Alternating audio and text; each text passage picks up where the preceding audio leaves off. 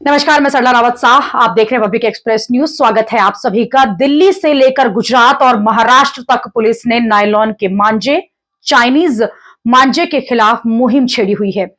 पतंगबाजी को लेकर महाराष्ट्र पुलिस कितनी सख्त है, इसका अंदाजा आप इसी से लगा सकते हैं कि पतंग उड़ाने के लिए एक बड़ा अभियान शुरू किया गया और पतंग उड़ाने के दौरान इस्तेमाल किए जाने वाले नायलॉन मांझा किस तरह से लोगों की जान तक ले लेता है और पशु पक्षियों के लिए भी बेहद खतरनाक होता है। ऐसे में महाराष्ट्र के नासिक में पुलिस ने प्रतिबंधित नायलॉन मांझे का इस्तेमाल पर बैन लगाया हुआ है। इतना ही नहीं, इसको लेकर लगातार लोगों से अपील भी की जा रही है। पुलिस ने अभी तक कार्यवाही करते हुए 9 बच्चों के माता पिता समेत 28 लोगों को इस मामले में गिरफ्तार किया है।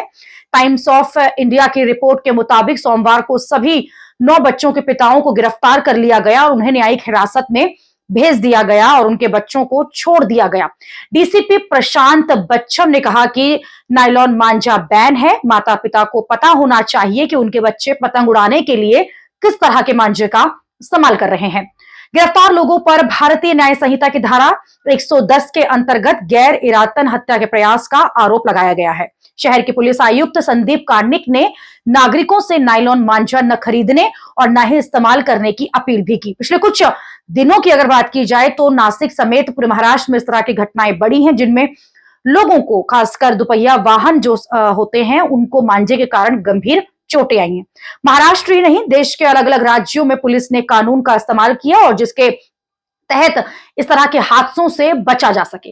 मकर संक्रांति के अवसर पर कोटा पुलिस भी चाइनीज मांझे पर सख्त नजर आई और नियंत्रण लगाने के लिए इस विशेष कदम उठाए। पतंगबाजी ज्यादातर बच्चे करते हैं और नाबालिग होने के कारण पुलिस केवल उन्हें समझा पाती है, लेकिन अब पुलिस ने बच्चों के माता पिता को चेतावनी दी है कि अगर उनका बच्चा चाइनीज मांझा से पतंग उड़ाता हुआ पकड़ा गया तो उनके खिलाफ एक्शन लिया जाएगा।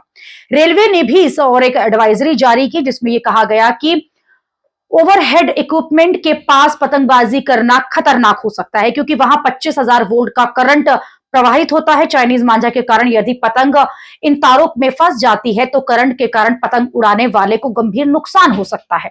रेलवे ने इस खतरे से बचने की सलाह दी है, क्योंकि पूर्व में ऐसी घटनाएं सामने आ चुकी हैं कि करंट लगने से दुर्घटनाएं होती हैं। दिल्ली में भी कई जगह पर इस तरह की सूचनाएं दी गई थी, लोगों से अपील की गई थी कि चाइनीज जो मांझा है इसका इस्तेमाल न किया जाए। इसके साथ ही कई मात्रा में चाइनीज मांझा को भी पुलिस ने जब्त किया है।